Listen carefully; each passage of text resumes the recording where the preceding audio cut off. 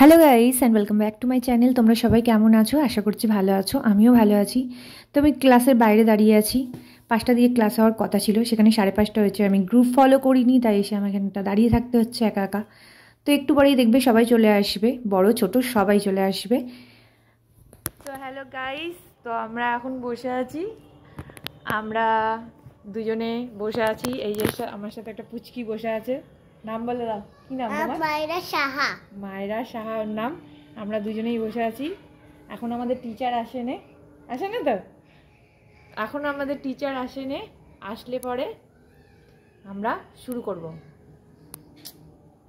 তাই তো মায়েরা? এটা দেখে দাও, কিউট ফেস একখানা। তো দুপুরের লাঞ্চটা আমি তোমাদের সাথে শেয়ার করিনি, তো একটুখানি শেয়ার করে দিলাম। আজকে আমি দুপুরবেলা বানিয়েছিলাম মাছের তেল দিয়ে বেগুন, লাউ চিংড়ি আর হচ্ছে ইলিশ মাছ বেগুন দিয়ে ভাপা, যেটা খেতে দারুণ হয়েছিল। ভীষণ টেস্টি বানিয়েছিলাম, আমি নিজে বানিয়েছিলাম বলে বলছি না, ভীষণ টেস্টি হয়েছিল। তো খুব ভাল লাগলো।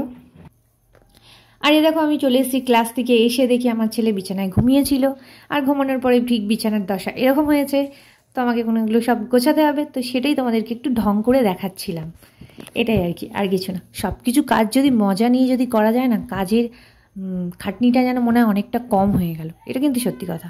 আর যদি মনে হয় না এত কাজ আমাকে করতে হবে, এই করতে হবে, ওই করতে হবে, তাহলে কাজগুলো দেখবে অনেক বেশি মনে হয়, খুব টাফ মনে হয়, যেন অনেক আমাকে কাজ করতে হবে, এরকম একটা ব্যাপার হয়। তো আমি বিছানাটা একটুখানি ঝেড়ে আগে পরিষ্কার করে নিচ্ছি।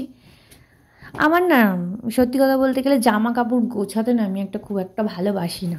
এক হচ্ছে জামা কাপড় গোছাতে, আর এক হচ্ছে মশারি টাঙাতে। এই দুটো কাজ না আমার একদম ভালো লাগে না।